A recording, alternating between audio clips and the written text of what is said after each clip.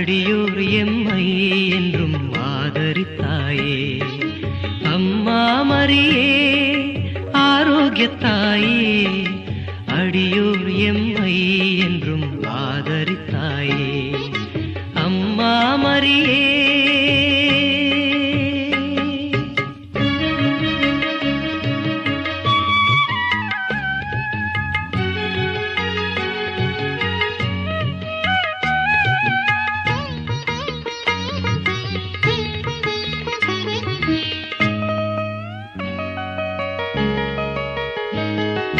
பாவமெனும் இருளனுகா தூயவளே, மூலகாள் முதல்வனையே ஈன்றவளே. பாவமெனும் இருளனுகா தூயவளே, மூலகாள் முதல்வனையே ஈன்றவளே. தேவுலகோர் தினம் போற்றும் தேவாம்பிகையே,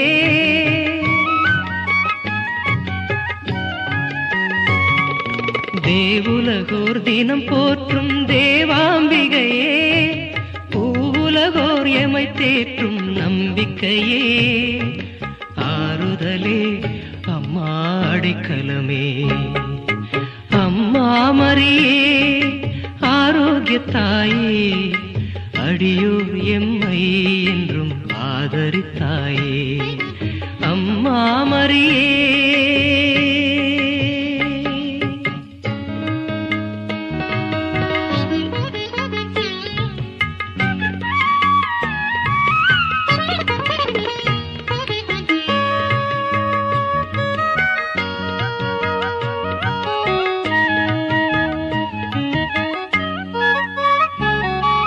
திருமகனார் கிறிஸ்து தந்த நெறிகளிலே, திருச்சபையோர் பயின்றிடவே புகன்றவளே. திருமகனார் கிறிஸ்து தந்த நெறிகளிலே, திருச்சபையோர் பயின்றிடவே புகன்றவளே. ஜபதபங்கள் யாம் புரிந்து ஜெயம் கொண்டிடவே, நலமான நின் துணையை தாரும் அம்மா. அன்புருவே தாயே அருள் நிறைவே. அம்மா மரியே ஆரோக்கியத்தாயே, அடியோர் எம்மை என்றும் ஆதரித்தாயே. அம்மா மரியே ஆரோக்கியத்தாயே, அடியோர் எம்மை என்றும் ஆதரித்தாயே. அம்மா மரியே.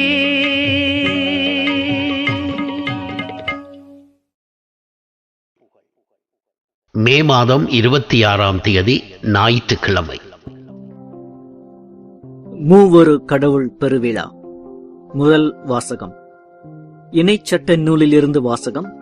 அதிகாரம் 4, இறை வசனங்கள் 32 முதல் 34 வரை மற்றும் 39 முதல் 40 வரை. மோசே மக்களை நோக்கி கூறியது: உங்களுக்கு முற்பட்ட பண்டை காலத்தை பற்றி கேட்டு தெரிந்து கொள்ளுங்கள். கடவுள் உலகில் மனிதனை படைத்த நாள் முதல் வானத்தின் ஒரு முனை முதல் மறுமுனை வரைக்கும் எங்காவது இத்தகைய மாபெரும் செயல் நடந்ததுண்டோ? அல்லது இதுபோல் கேள்விப்பட்டது உண்டா?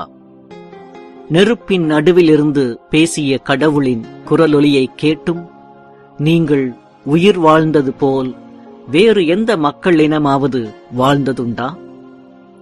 அல்லது உங்கள் கடவுளாகிய ஆண்டவர் எகிப்தில் உங்கள் கண்முன்னே உங்களுக்கு செய்த அனைத்தையும் போல சோதனைகள், அடையாளங்கள், அருஞ்செயல்கள், போர், வலிய கரம், ஓங்கிய புயம் மற்றும் அச்சுறுத்தும் நிகழ்ச்சிகள் மூலம் ஓர் இனத்தை வேறொரு நாட்டினின்று தமக்கென உரிமையாக்கிக் கொள்ள முன்வரும் கடவுள் உண்டா?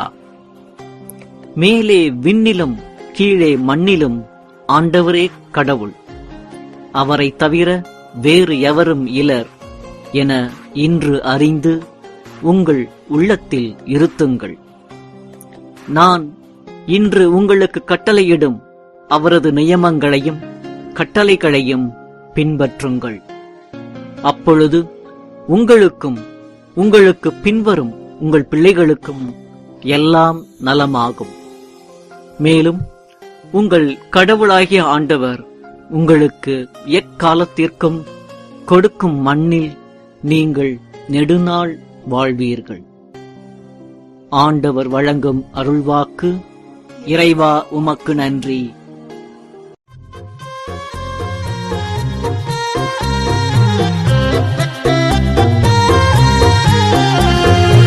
ஆண்டவர் தமது உரிமை சொத்தாக தேர்ந்தெடுத்த மக்கள் பேறு பெற்றோர். ஆண்டவர் தமது உரிமை சொத்தாக தேர்ந்தெடுத்த மக்கள் பேறு பெற்றோர். தேர்ந்தெடுத்த மக்கள் பேறு பெற்றோர். ஆண்டவரின் வாக்கு நேர்மையானது, அவருடைய செயல்கள் எல்லாம் நம்பிக்கைக்கு உரியவை. அவர் நீதியையும் நேர்மையையும் விரும்புகின்றார். அவரது பேரன்பால் பூவுலகு நிறைந்துள்ளது. ஆண்டவர் தமது உரிமை சொத்தாக தேர்ந்தெடுத்த மக்கள் பேறு பெற்றோர். ஆண்டவர் தமது உரிமை சொத்தாக தேர்ந்தெடுத்த மக்கள் பேறு பெற்றோர். தேர்ந்தெடுத்த மக்கள் பேறு பெற்றோர். ஆண்டவரது வாக்கினால் வானங்கள் உண்டாயின. அவரது சொல்லின் ஆற்றலால் வான்கோள்கள் எல்லாம் உருவாயின. அவர் சொல்லி உலகம் உண்டானது. அவர் கட்டளையிட அது நிலை பெற்றது. ஆண்டவர் தமது உரிமை சொத்தாக தேர்ந்தெடுத்த மக்கள் பேறு பெற்றோர். ஆண்டவர் தமது உரிமை சொத்தாக தேர்ந்தெடுத்த மக்கள் பேறு பெற்றோர். தேர்ந்தெடுத்த மக்கள் பேறு பெற்றோர்.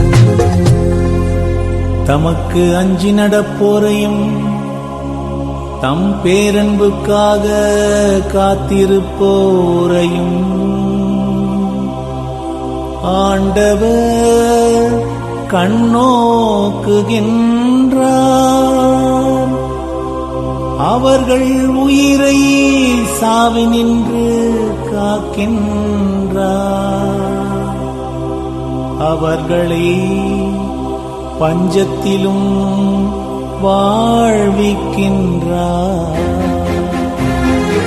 ஆண்டவர் தமது உரிமை சொத்தாக தேர்ந்தெடுத்த மக்கள் பேறு பெற்றோர்.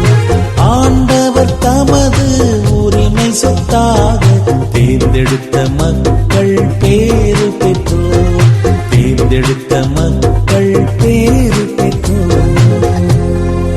நாம் ஆண்டவரை நம்பியிருக்கின்றோம்.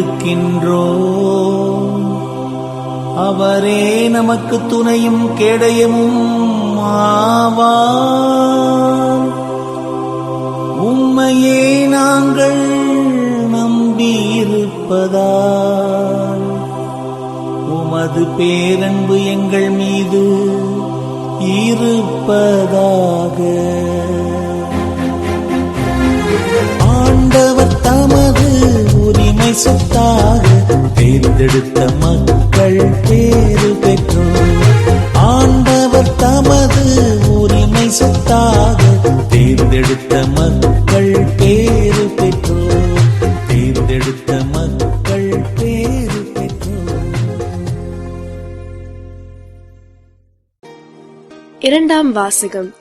திருத்தூதர் பவுல் ரோமையருக்கு எழுதிய திருமுகத்திலிருந்து வாசகம்.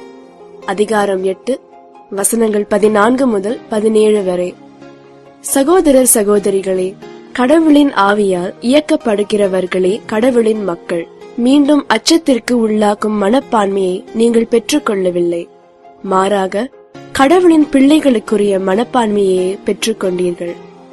அதனால் நாம் அப்பா, தந்தையே என அழைக்கிறோம்.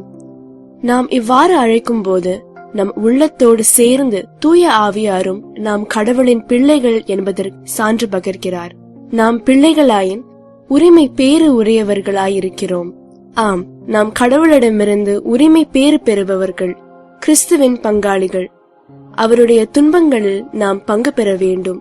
அப்போதுதான் அவரோடு மாட்சியிலும் பங்கு பெறுவோம். இது ஆண்டவர் வழங்கும் அருள்வாக்கு. இறைவா உமக்கு நன்றி. நற்செய்தி வாசகம். தந்தை, மகன், தூய ஆவியார் பெயரால் திருமுழுக்கு கொடுங்கள். மத்தேயு எழுதிய தூய நற்செய்தியிலிருந்து வாசகம். அதிகாரம் 28, வசனங்கள் 16 20 வரை. அக்காலத்தில் 11 சீடர்களும் இயேசு தங்களுக்கு பணித்தபடியே கலிலேயாவில் உள்ள ஒரு மலைக்கு சென்றார்கள். அங்கே அவரை கண்டு பணிந்தார்கள். சிலரோ ஐயமுற்றார்கள். இயேசு அவர்களை அணுகி, விண்ணுலகிலும் மண்ணுலகிலும் அனைத்து அதிகாரமும் எனக்கு அருளப்பட்டிருக்கின்றது. எனவே நீங்கள் போய் எல்லா மக்களினத்தாரையும் சீடராக்குங்கள். தந்தை, மகன், தூய ஆவியார் பெயரால் திருமுழுக்கு கொடுங்கள்.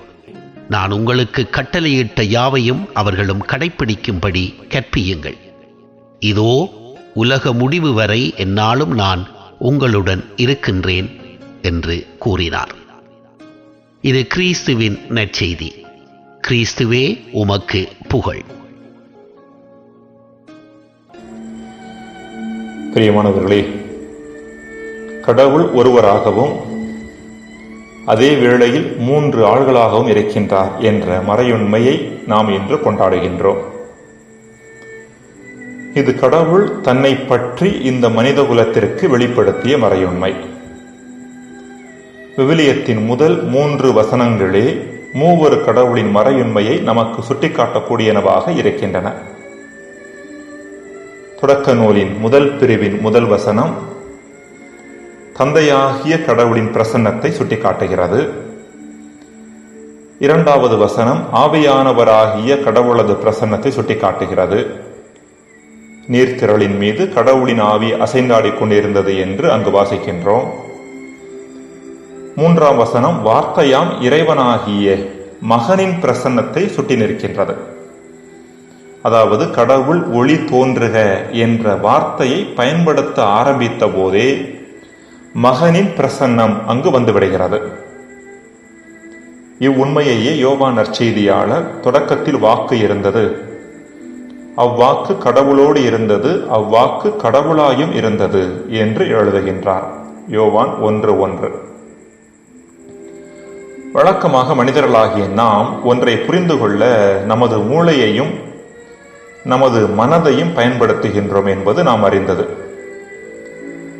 ஆனால் வாழ்வின் எந்த காரியங்கள் எல்லாம் நம் மனதிற்கு அப்பாற்பட்டவையாக இருக்கின்றனவோ அவற்றை நம் மனதால் முழுமையாக புரிந்து கொள்ள இயலாது என்ற உண்மையை நாம் புரிந்து கொள்ள வேண்டும். கீழானது மேலானதை முழுவதுமாக தன்வயப்படுத்த இயலாது என்பது ஒரு வாழ்வியல் உண்மை. கடவுள் என்பவர் அனைத்தையும் கடந்தவர். எனவே நம் மனதையும் அதிலிருந்து புறப்படும் சிந்தனைகளையும் கடந்தவர். எனவே நம் மனம் கடவுளை ஓரளவுக்கு புரிந்து கொள்ள முயற்சி செய்யலாமே தவிர அவரை முழுமையாக புரிந்து கொள்ள எக்காலமும் இயலாது. எனவேதான் புனித அகுஸ்தீனார், நீங்கள் கடவுளை புரிந்து கொண்டதாக நினைத்தீர்கள் என்றால் நீங்கள் புரிந்து கொண்டது கடவுள் அல்ல என்று சொல்கின்றார். எனினும் கடவுளை புரிந்து கொள்ள முயற்சிப்பது தவறல்ல. இங்குதான் அடையாளங்களும் உருவகங்களும் நமக்கு தேவைப்படுகின்றன. இந்த அடையாளங்களும் உருவகங்களும் கடவுளை நமக்கு சுட்டிக்காட்டக்கூடிய காரியங்களே தவிர கடவுள் யார் என்பதை முழுமையாக நமக்கு வெளிப்படுத்துபவை அல்ல. இந்த அடிப்படை உண்மையை உணராததே மதங்களுக்கிடையேயான சண்டைகளுக்கான முக்கியமான காரணமாக இருக்கிறது. மூவொரு கடவுள் மறையுண்மையை ஒரு எளிய உருவகத்தின் மூலம் புரிந்து கொள்ள நாம் முயற்சிக்கலாம். ஒரு நபர் இருக்கின்றார். அவர் தன் தாயோடு உள்ள உறவில் மகனாக செயல்படுகின்றார். தன் மனைவியோடு உள்ள உறவில் கணவராக செயல்படுகின்றார். தன் பிள்ளைகளோடு உள்ள உறவில் தந்தையாக செயல்படுகின்றார். மகனாக, கணவராக, தந்தையாக அவர் செயல்படுகின்ற விதம் முற்றிலும் ஒன்றுக்கொன்று வித்தியாசமானவை. எனினும் மேற்கண்டவை அனைத்தும் ஒரே நபரில் காணப்படுகின்றன என்பது நாம் அறிந்த உண்மை. அதே போல கடவுள் ஒருவராக இருந்தாலும் அவர் 3 ஆள்களாக இருக்கின்றார் என்று சொல்லும்போது அவர் 3 விதங்களில் தன் பிரசன்னத்தை வெளிப்படுத்தக்கூடியவராக இருக்கின்றார் என்கின்ற உண்மை பறைசாற்றப்படுகின்றது. தந்தையாகிய கடவுள் அனைத்தையும் கடந்தவராக, அமைதியில் உறைபவராக இருக்கின்றார். மகனாகிய கடவுள் நம் வாழ்க்கை பயணத்தில் நம்மோடு உடன் பயணிக்கின்றவராக, நம் குற்றம் குறைகளை மன்னித்து நம்மை மீட்பவராக இருக்கின்றார். தூய ஆவியாம் கடவுள் நமக்குள்ளே உறைபவராக, அகத்தே குடியிருந்து நம்மை ஆற்றுப்படுத்துபவராக, அதாவது வழிநடத்தக்கூடியவராகவும், ஆற்றல் படுத்தக்கூடியவராகவும், அதாவது நமக்கு வல்லமை வழங்கக்கூடியவராகவும் இருக்கின்றார். இப்படிப்பட்ட இறைவனின் பிரசன்னத்தை உணர்ந்து நம் வாழ்வை உயர்த்தி கொள்ளும் போது நம் வாழ்வு மகிழ்ச்சியாலும் நிறைவினாலும் நிறைந்து விடுகின்றது. ஜெபம். இறைவா, எமக்காக, எம்மோடு, எமக்குள் இருக்கும் உம்மை நாங்கள் உணர வரந்தாரும். ஆமேன்.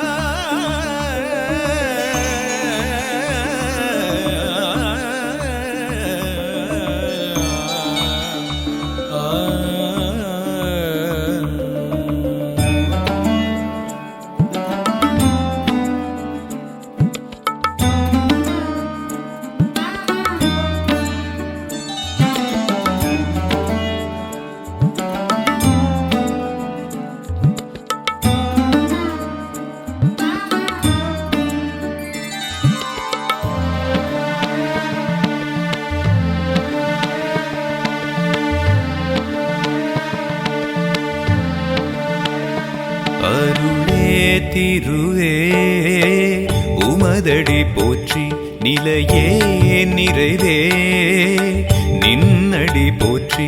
அருளே திருவே உமதடி போற்றி, நிலையே நிறைவே நின்னடி போற்றி. முதலே முடிவே தூயவா போற்றி, தந்தையே ஐயனே தலைவா போற்றி. போற்றி போற்றி போற்றி தந்தை இறைவா போற்றி. போற்றி போற்றி போற்றி தந்தை இறைவா போற்றி. போற்றி போற்றி போற்றி தந்தை இறைவா போற்றி. போற்றி போற்றி போற்றி தந்தை இறைவா போற்றி. அருளே திருவே உமதடி போற்றி, நிலையே நிறைவே நின்னடி போற்றி.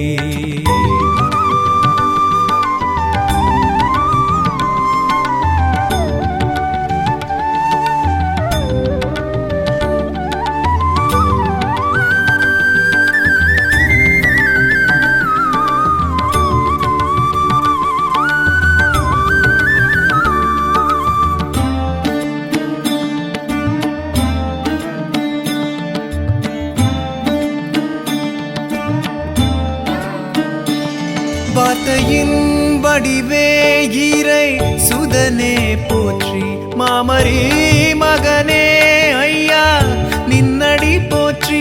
வார்த்தையின் வடிவே இறை சுதனே போற்றி, மாமரி மகனே ஐயா நின்னடி போற்றி. வாழ்வின் வழியே நீப்பரே போற்றி, இறை மகன் இயேசுவே போற்றி. போற்றி போற்றி போற்றி போற்றி போற்றி இறைவனின் சுதனே போற்றி போற்றி போற்றி போற்றி இறைவனின் சுதனே போற்றி போற்றி போற்றி போற்றி இறைவனின் சுதனே போற்றி போற்றி போற்றி போற்றி இறைவனின் சுதனே போற்றி வார்த்தையின் வடிவே இறை சுதனே போற்றி மாமரே மகனே ஐயா நின்னடி போற்றி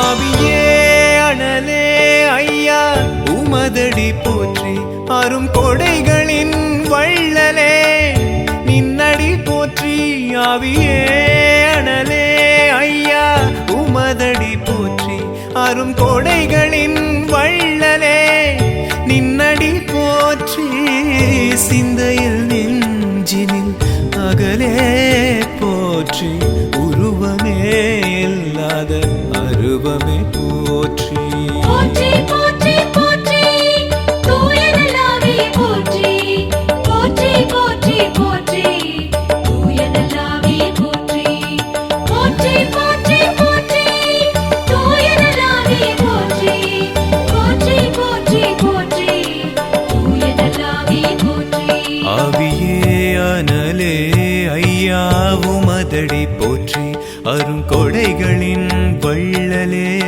நின்னடி போற்றி போற்றி